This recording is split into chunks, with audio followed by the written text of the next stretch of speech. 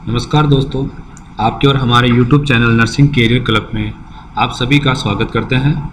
हमें पूरी उम्मीद है कि आप सभी ने हमारा पिछला वीडियो ज़रूर देखा होगा।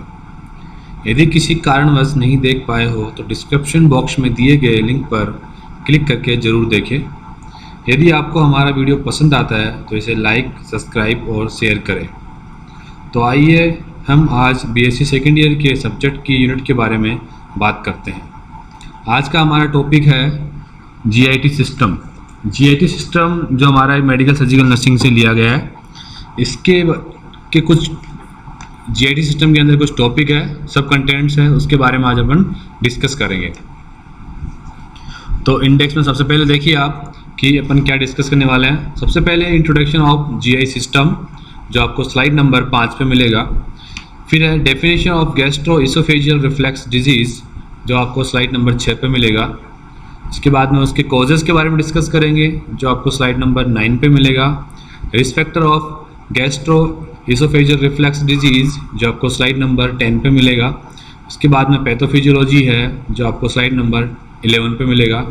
फिर साइन एंड सिम्टम्स है जो आपको स्लाइड नंबर 14 के ऊपर देखने को मिलेगा।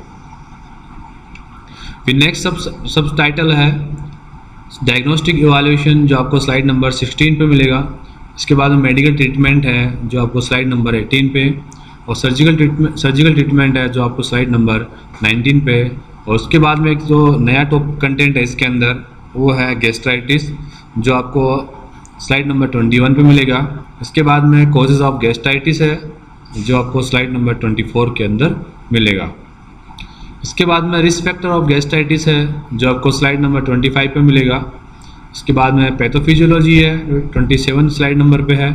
साइन सिम्टम्स है जो आपको स्लाइड नंबर 28 पे मिलेगा। डायग्नोस्टिक इवैल्यूएशन है जो आपको स्लाइड नंबर 29 पे मिलेगा। इसके बाद में है उसका मेडिकल ट्रीटमेंट जो आपको स्लाइड नंबर 30 पे मिलेगा। नर्सिंग मैनेजमेंट के बारे में डिस्कस करेंगे अपन 32 स्लाइड नंबर पर। अपन अब सबसे पहले अपना जो कंटेंट था, ऑब्जेक्टिव था, वो फर्स्ट पॉइंट था अपना इंट्रोडक्शन ऑफ GI सिस्टम। सबसे पहले अपन GI सिस्टम के बारे में थोड़ा डिस्कस करेंगे। मेनली जो GI ट्रैक्स है वो दो पार्ट में डिवाइड की गई है, एक तो एलिमेंट्री कैनाल और एक असेसिव डाइजेस्टिव ऑर्गन के अंदर। इसकी जो बेसिकली जो लेंथ होती है वो 30 फीट लॉन्ग होती है और एक्सटेंड करता है माउथ से एनस तक। इसके अंदर बहुत सारे जो ऑर्गन है वो इसके अंदर इंक्लूड किए जा रहे हैं, जैसे कि ओरल कैविटी है, टीथ है, टंग है, सबलिंगुअल ग्लैंड्स है, डायफ्राम है, लीवर है, गॉल ब्लैडर है, ड्यूडिनम है, असेंडिंग कोलोन है, केक्यूम है, अपेंडिक्स है, स्मॉल इंटेस्टाइन है, एनस है, पेरोटिड ग्लैंड्स है, फेरिंग्स है, submandibular glands, oesophagus, stomach, common bile ducts, pancreas, transverse colon, descending colon, sigmoid colon और रेक्टम एंड एनल कैनाल। ये सारे जो पार्ट्स है वो GI सिस्टम के अंदर इंक्लूड किए जाते हैं। ठीक है, अब इसके आगे अपन इसकी जो मेन पॉइंट है, जो मेन कंटेंट है वो अपना है gastroesophageal reflux disease. It is definition देखिए आप इसकी। It is also known as acid reflux occur when stomach acid frequently flows back into the tube connecting your mouth and stomach esophagus. This backwash acid reflux can irritate the lining of your esophagus. Gastroesophageal reflux disease उसको अपन दूसरा नाम से जानते हैं acid reflex. Reflex का मतलब क्या है कि कोई चीज़ वापस रिटर्न लौट के आ रही है। अब इसमें क्या हो रहा है कि स्टोमक का जो गैस्ट्रिक कंटेंट है, एसिड कंटेंट है, वो क्या हो रहा है कि फ्रिक्वेंटली बैक फ्लो हो रहा है अपने माउथ के अंदर इसोफेगस के थ्रू। तो इस कंडीशन को अपन क्या बोलते हैं, गैस्ट्रोइसोफेजियल रिफ्लेक्स डिजीज के नाम से जाना जाता है, जिसकी वजह से क्या होता है कि अपनी जो इसोफेगस होती है उसकी अंदर की जो लाइनिंग होती है वो बार बार में एसिड रिफ्लेक्स होने की वजह से बहुत ज़्यादा इरिटेट हो जाती है। अब इसमें एक प्रैक्टिस क्वेश्चन देखिए आप। Gastroesophageal reflux disease is also known as reflux acid. अपने लास्ट स्लाइड के अंदर देखा था कि इसका जो गैस्ट्रोइसोफेजियल रिफ्लेक्स डिजीज का दूसरा नाम था वो क्या था, उसका एसिड रिफ्लेक्स था, जो आप स्लाइड नंबर 6 से आप उसको प्रिफर कर सकते हैं। अब है गैस्ट्रोइसोफेजियल रिफ्लेक्स डिजीज। एक बार आप डायग्राम देखिए। आप लेफ्ट साइड में आप डायग्राम देख रहे हैं कि स्टोमक है, इसोफेगस है। ठीक है, जो आपको नॉर्मल कंडीशन में दिखाई गई है। सेम अब एक राइट साइड में आप डायग्राम देख रहे हो कि ग्रीन कलर का जो एसिड पार्ट है वो क्या हो रहा है कि स्टोमक से इसोफेगस की तरफ बार बार में बैक फ्लो कर रहा है, जिसकी वजह से इसोफेगस में क्या हो जाएगा कि एसिड की मात्रा बार बार में आएगी, तो वो क्या करेगा, वहाँ की अंदर की लाइनिंग को क्या करेगा, इन्फ्लाम्ड कर जाएगा, जिसकी वजह से इसोफेगस में भी इन्फ्लामेशन आ जाएगा। और यहाँ पर आपको दिख रहा है कि जो एसिड जो कंटेंट है वो स्टोमक से बार बार में इसोफेगस की तरफ जा रहा है और वहाँ पर रिफ्लेक्स हो रहा है। उसके बाद बात करते हैं अपन कॉजेज़ के बारे में कि जो मेन इंपॉर्टेंट जो कॉजेज़ है वो है इसका फ्रीक्वेंट एसिड रिफ्लेक्स, कि बार बार में अपना जो गैस्ट्रिक एसिड रिफ्लेक्स है वो बार बार में इसोफेगस में आ जाए। वही चीज़ क्या कहलाती है, इसका गैस्ट्रोइसोफेजियल रिफ्लेक्स डिजीज के रूप में काउंट होती है। या फिर when you swallow a circular band of muscles around the bottom of your esophagus, lower esophageal sphincter relaxes to allow food and liquid to flow into your stomach, then the sphincter close again। जब क्या होता है, जब आपका जो lower oesophageal जो sphincter है वो रिलैक्स कंडीशन के अंदर आ जाता है, तब क्या होता है कि आपका जो स्टोमक कंटेंट का जो भी फ्लूइड होता है या जो भी फूड पार्टिकल्स होते हैं वो क्या करता है, आपका बैक फ्लो कर जाता है इसोफेगस के अंदर। अब अगर कुछ रिस्क फैक्टर के बारे में बात करते हैं तो देखिए आप, पहला पॉइंट है आपका ओबेसिटी। ओबेसिटी में क्या आ रहा है कि ओबेस पेशेंट होता है तो उसमें क्या होता है कि बहुत ज़्यादा वेट गेन हो रहा है, तो उस वेट की वजह से क्या होता है कि पेशेंट के एब्डोमिनल पे प्रेशर पड़ता है, और वो प्रेशर की वजह से क्या हो रहा है कि खाना उसका इसोफेगस की तरफ मूव कर रहा है या बार बार उसका इसोफेगस के अंदर खाना जा रहा है। नेक्स्ट पॉइंट है bulging of the top of the stomach up into the diaphragm और हाइटल हर्निया, कि पेशेंट को हाइटल हर्निया हो गया है या पेशेंट का जो डायफ्राम का जो पोर्शन है वहाँ पर पेशेंट के बल्गिंग पोर्शन बन गया हो, जिसकी वजह से क्या हो रहा है, खाना वहाँ पर बार बार में ऊपर की तरफ बैक फ्लो कर रहा हो या बिल्कुल पाउच जैसी संरचना बन गई हो वहाँ पर स्टोमक के टॉप एरिया के ऊपर या टॉप के ऊपर। प्रेगनेंसी में क्या हो रहा है कि पेशेंट के जो यूट्रस के एनलार्जमेंट की वजह से क्या हो रहा है कि पेशेंट के जो एब्डोमिनल के ऊपर क्या बढ़ रहा है, अपोजिट प्रेशर पड़ रहा है, जिसकी वजह से उसका गैस्ट्रिक कंटेंट या जो गैस्ट्रिक फूड है वो क्या हो रहा है, इसोफेगस की तरफ मूव कर रहा है। उसके बाद में है connective tissue disorder such as scleroderma. इसमें क्या हो रहा है कि अपना जो लोअर इसोफेजियल जो स्पिंचर है वहाँ की टिश्यू के अंदर या वहाँ की मसल्स के अंदर या वहाँ की जो कनेक्टिव टिश्यू है उनके अंदर अगर प्रॉब्लम आ जाए तो वो क्या होता है कि अच्छी तरह से क्लोज नहीं हो पाते हैं, वो रिलैक्स हो जाएंगे, बिल्कुल लूज हो जाएंगे, तो क्या होगा, अपना स्टोमक का कंटेंट जो भी है वो क्या होगा, बैक फ्लो होके इसोफेगस में चला जाएगा। नेक्स्ट पॉइंट है डिलेड स्टोमक एम्पिटी, कि अपना जो स्टोमक है बहुत लंबे समय तक खाली नहीं हो रहा है, मतलब अपना जो स्टोमक कंटेंट है वो ड्यूडेनम में पास नहीं हो रहा है, तब भी क्या होता है कि प्रेशर की वजह से वो खाना इसोफेगस में चला जाता है, बैक फ्लो हो जाता है। अगर अपन अब पैथोफिजियोलॉजी के बारे में बात करें तो आप देखिए इसका फ्लो देखिए आप, कि कोई भी इटियोलॉजिकल फैक्टर जिसमें या तो ओबेसिटी है पेशेंट को, प्रेगनेंसी है या हाइटस हर्निया है, या फिर पेशेंट का क्या हो रहा है कि जो स्टोमक कंटेंट है वो डिलेड एम्पिटी हो रहा है ड्यूडेनम के अंदर, तो जिसकी वजह से क्या होगा कि impaired in the stomach pressure, कि स्टोमक के प्रेशर के अंदर क्या आएगा, इम्पेयरमेंट आएगा, चेंजमेंट आएगा। और अगर ये चेंजमेंट रेगुलर रहेगा तो क्या होगा कि पेशेंट के स्टोमक के अंदर प्रेशर है वो क्या हो जाएगा, इंक्रीज होने लग जाएगा, बढ़ने लग जाएगा, जिसकी वजह से क्या होगा कि ये जितना भी जो प्रेशर है वो जो स्पिंचर है उसके ऊपर पड़ेगा, और स्पिंचर के ऊपर अगर ये रेगुलर प्रेशर पड़ता रहा तो क्या होगा कि जो वहाँ की जो मसल्स है जो स्पिंचर वो क्या हो जाएगी, बिल्कुल ऐसे लूज हो जाएंगे, बार बार में अगर उस चीज़ पर प्रेशर डलता है तो वो क्या हो जाता है, वहाँ पर मसल्स लूजनेस आ जाएगी, जिसकी वजह से क्या होगा कि स्टोमक का जो भी कंटेंट होगा वो क्या करेगा, इसोफेगस में वापस बैक फ्लो कर जाएगा, जिसकी वजह से क्या होगा, पेशेंट को पायरोसिस कंडीशन आएगा। पायरोसिस अपन बोलते हैं पेशेंट को हार्ट पेन होगा, मतलब यहाँ चेस्ट में आपको जलन जैसी आपको फीलिंग्स होगी, और साथ साथ में क्या होगा कि आपकी जो इसोफेगस की जो मसल्स थी उसमें भी क्या होगा, आपको एब्रेशन हो जाएगा, और इस कंडीशन को अपन बोलते हैं गैस्ट्रोइसोफेजियल रिफ्लेक्सेस डिजीज। क्लियर। इसके बाद में आगे एक प्रैक्टिस क्वेश्चन देखिए आप कि what is the mean of the pyrosis. Pyrosis अपन ने अभी पढ़ा था लास्ट स्लाइड के अंदर कि पायरोसिस का मतलब होता है हर्टबर्न, तो ये अपन स्लाइड नंबर 12 से अपन क्या कर सकते हैं, उसको रेफर कर सकते हैं। अगर आप बात करें अपन कि किस किस टाइप के साइन एंड सिम्टम्स पेशेंट के अंदर देखने को मिलेंगे, तो एसिड अगर बार बार में स्टोमक से इसोफेगस के अंदर जा रहा है तो आप जानते हो कि एसिड क्या करता है, अपनी स्किन को इरिटेट कर देता है, ठीक है। अगर ये बार बार में अगर ये इसोफेगस में जाएगा तो क्या करेगा, वहाँ पर बर्निंग सेंसेशन कर देगा। साथ साथ में क्या होगा, आपको चेस्ट पेन होगा और हार्ट बर्न भी होगा। आपको हार्ट में मतलब जलन जैसी फील होगी आपको चेस्ट में। और ये यूजुअली कब होता है, आपको आफ्टर ईटिंग होता है। और नाइट में ये कंडीशन क्या हो सकती है, कई बार ज़्यादा भी बढ़ सकती है। ठीक है। फिर पॉइंट है, नेक्स्ट पॉइंट है चेस्ट पेन पेशेंट को होगा।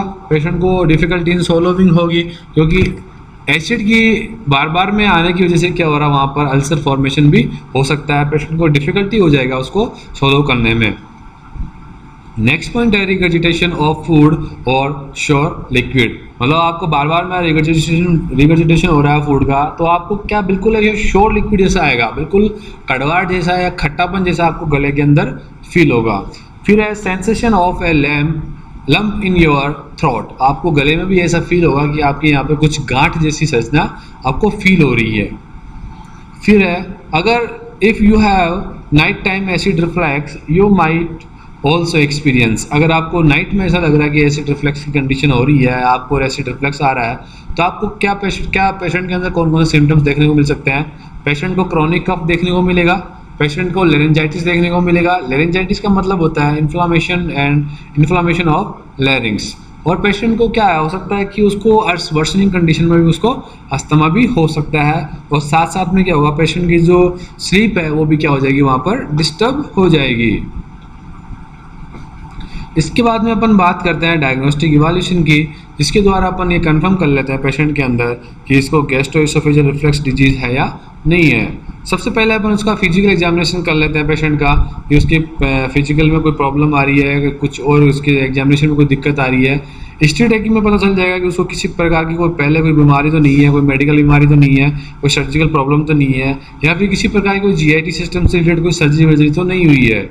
उसके बाद में अपन बात करते हैं उसके अपर एंडोस्कोपी के बारे में, कि यहाँ पर क्या करता है अपर एंडोस्कोपी में, कि डॉक्टर होता है वो एक थिन वायर होता है, वो क्या करता है पेशेंट के इंसर्ट करता है, ओरली उसको इंसर्ट करता है। ठीक है। उस थिन में क्या, उस वायर में क्या होता है कि आपको लाइट भी लगी हुई होती है और उसमें वहाँ पर कैमरा भी लगा हुआ होता है। और इससे क्या होता है कि आपके जो इसोफेगस है उसको और स्टोमक को क्या कर सकते हैं, एग्जामिनेशन कर सकते हैं। नेक्स्ट पॉइंट है ambulatory acid pH probe test.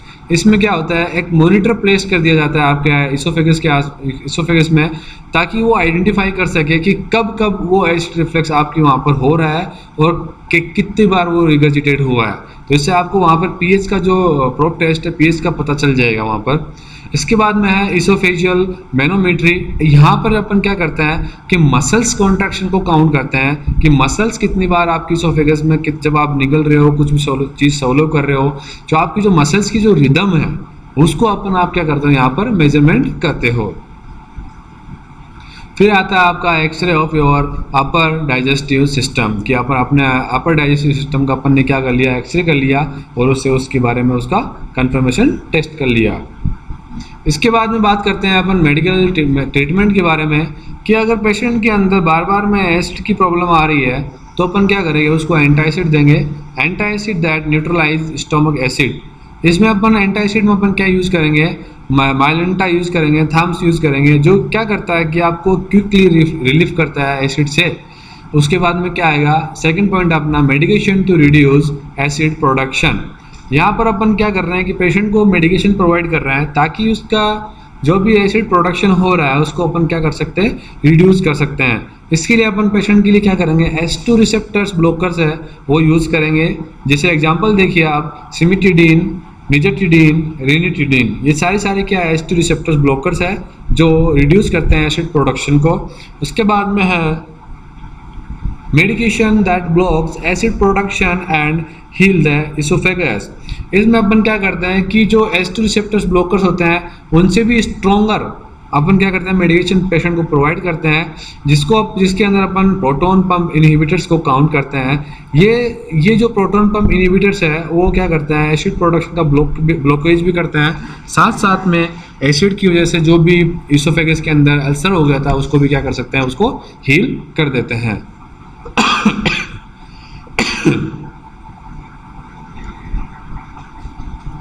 अब बात करते हैं अपन सर्जिकल मैनेजमेंट के बारे में। ठीक है, फर्स्ट अपना जो इसमें सर्जिकल मैनेजमेंट है वो अपना है फंडो एप्लीकेशन। इसमें फंडो एप्लीकेशन में देखिए आप एक बार पढ़िए, the surgeon wraps the top of your stomach around the lower esophageal sphincter to tighten the muscles and prevent reflux. Fundoplication is usually done with the minimally invasive procedure. The wrapping of the top part of the stomach can be partial or complete. इस प्रकार के surgical procedure में अपन क्या करते हैं, जो doctor होता है वो क्या करता है, अपने जो लोअर इसोफेजियल जो स्पिंचर है वो और जो स्टोमक का टॉप पार्ट होता है फंडस, उस पार्ट के जो मसल्स जो लूज हो गई है उसको क्या करता है, या तो पार्शली या कंप्लीट तरीके से क्या कर देता है, रेप करके उसको स्टिच लगा के उसको टाइट कर देता है, और इस प्रोसीजर को अपन बोलते हैं फंडोप्लिकेशन। फिर है अपना नेक्स्ट पॉइंट, लाइनेक्स डिवाइस। इस पर देखिए, इस बार एक बार देखिए इसको, the ring of tiny magnetic beads is wrapped around the junction of the stomach and esophagus. The magnetic attraction between the beads is strong enough to keep the junction close to refluxing acid, but weak enough to allow food to pass through. The Linex device can be implanted usually minimally. इस प्रकार के procedure में क्या करते हैं, एक Linux device क्या होती है, एक प्रकार की रिंग जैसी एक डिवाइस होती है, इसको अपन क्या करते हैं, अपने पेशेंट के जो स्टोमक और उसके इसोफेगस का जो जंक्शन एरिया है वहाँ पर उसको अपन क्या करते हैं, उसको अप्लाई कर देते हैं। ठीक है, अगर ये बिल्कुल टाइट रहेगी तो क्या होगा कि एसिड रिफ्लेक्स को क्या कर देगी, ये प्रिवेंट कर देगी। लेकिन अगर ये चीज़ वीक हो जाएगी, अगर इसमें लूजनेस आ जाएगा तो क्या होगा, यहाँ पर ये फूड को वापस क्या करेगी, बैकफ्लो होने पे उसको अलाउ कर देगी। ठीक है, तो दो प्रोसीजर अपन करते हैं सर्जिकल डिवाइस, सर्जिकल के अंदर, पहला अपना फंडोप्लिकेशन, दूसरा अपना लाइनेक्स डिवाइस। अब अपना इसी के अंदर एक नया कंटेंट है गैस्ट्राइटिस, इसके बारे में अपन डिस्कस करेंगे। गैस्ट्राइटिस क्या है कि एक प्रॉब्लम है स्टोमक जीआईटी सिस्टम के बारे में।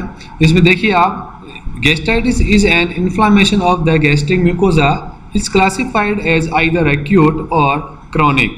गैस्ट्राइटिस में क्या हो रहा है कि कोई भी, जहाँ पर दो वर्ड से बना हुआ है गैस्ट्रिक प्लस आइटिस, आइटिस का मतलब यहाँ पर काउंट करते हैं अपन इन्फ्लामेशन, तो यहाँ पर क्या हो रहा है कि inflammation of the gastric mucosa की जो स्टोमक की जो गैस्ट्रिक म्यूकोजा है अंदर की, उसके अंदर इन्फ्लामेटरी कंडीशन आ जाए या उसके अंदर इन्फ्लामेशन हो जाए तो उसको अपन बोलते हैं गैस्ट्राइटिस, जो बेसिकली दो टाइप की होती है, एक तो एक्यूट होती है और एक होती है क्रॉनिक।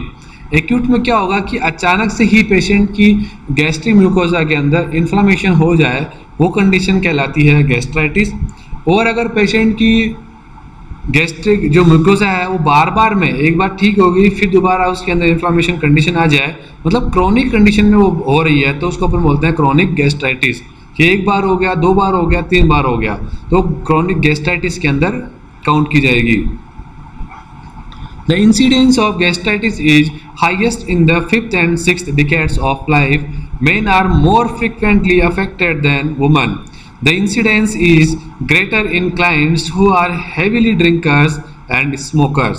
जो आपका जो गैस्ट्राइटिस का जो इंसिडेंस है वो पेशेंट की 5th और 6th डिकेड्स ऑफ लाइफ के अंदर सबसे ज़्यादा देखने को मिलता है। और बेसिकली जो अगर अपन रेशियो देखें इसका, तो मेन जो होता है वो सबसे ज़्यादा इसके अंदर अफेक्टेड होता है, और वो लोग सबसे ज़्यादा इसमें अफेक्टेड होंगे जो सबसे ज़्यादा ड्रिंक करते हैं और स्मोकिंग करते हैं।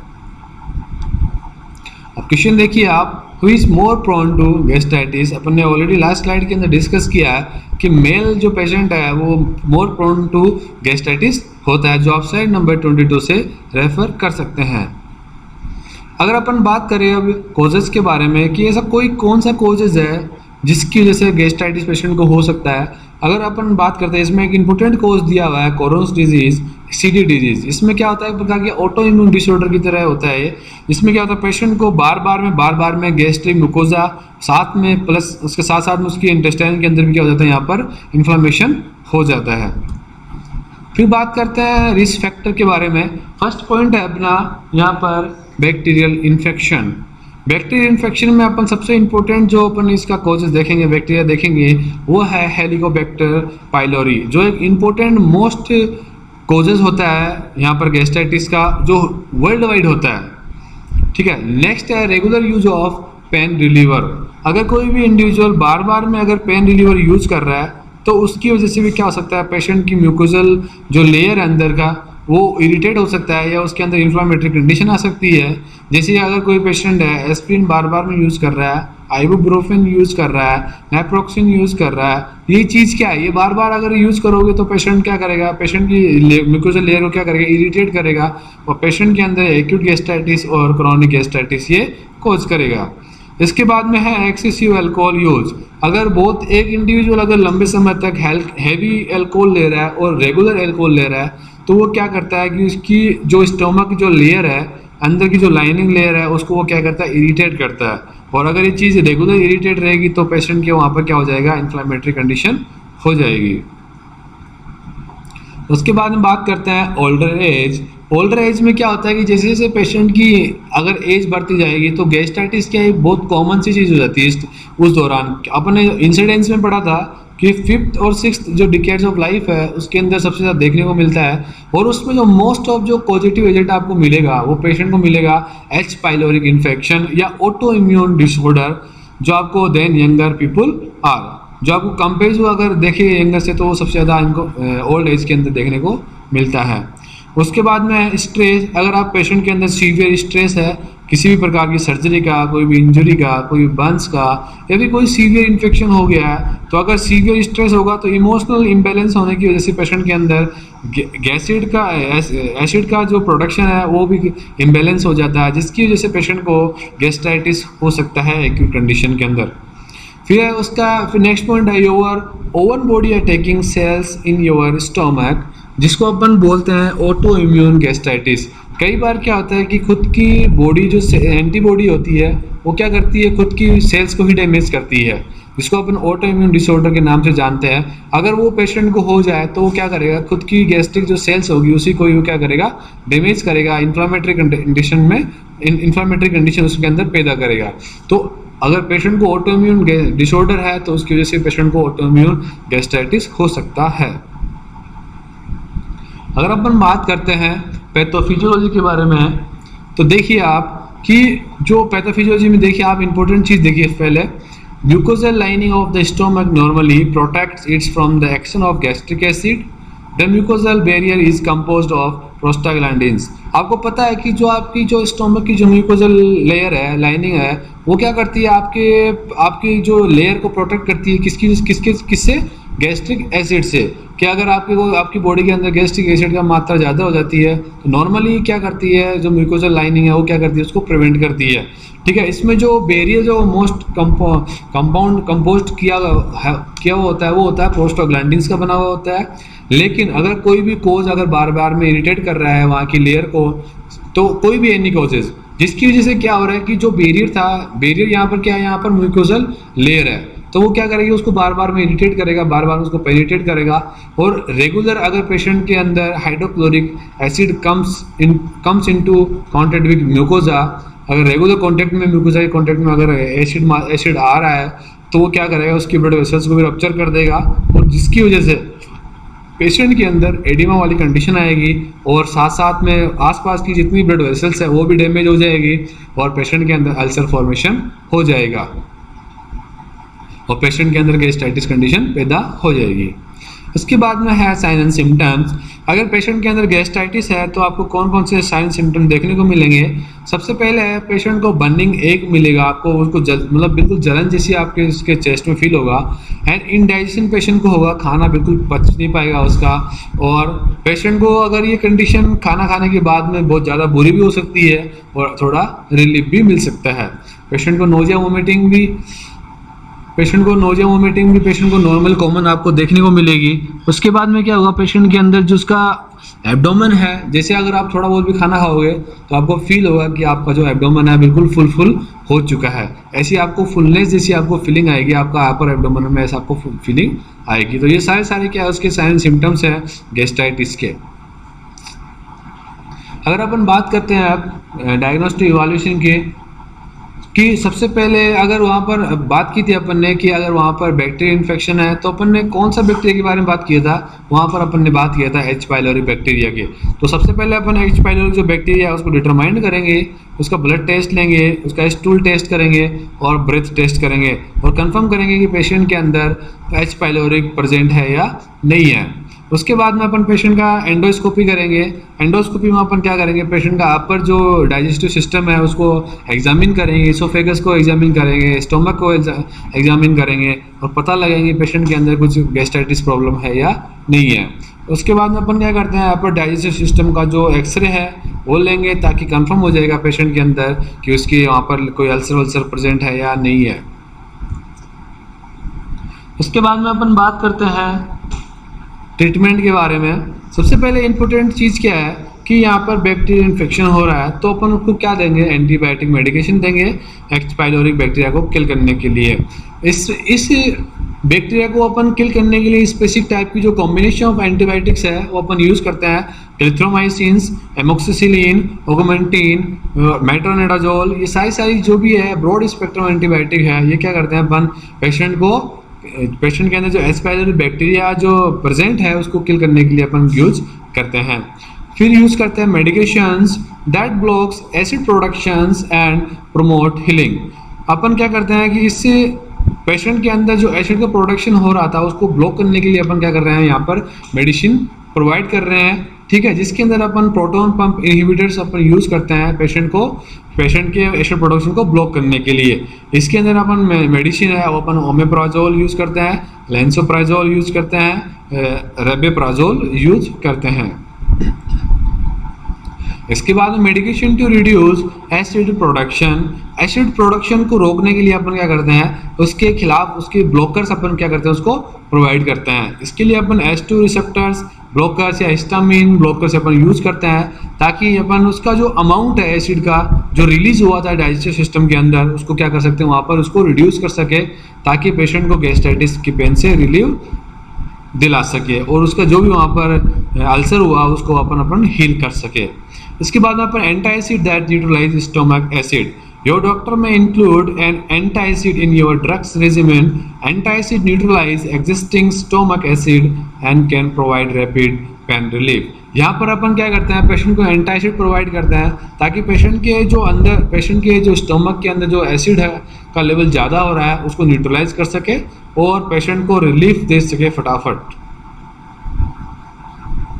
इसके बाद में अपन बात करते हैं नर्सिंग मैनेजमेंट के बारे में। सबसे पहले अपन क्या करेंगे, उसका असेसमेंट करेंगे, ये असेसमेंट ऑफ पेन करेंगे, वाइटल साइन असेस करेंगे, जीएस फंक्शन असेस करेंगे, फ्लूइड एंड इलेक्ट्रोलाइट बैलेंस उसका असेस करेंगे।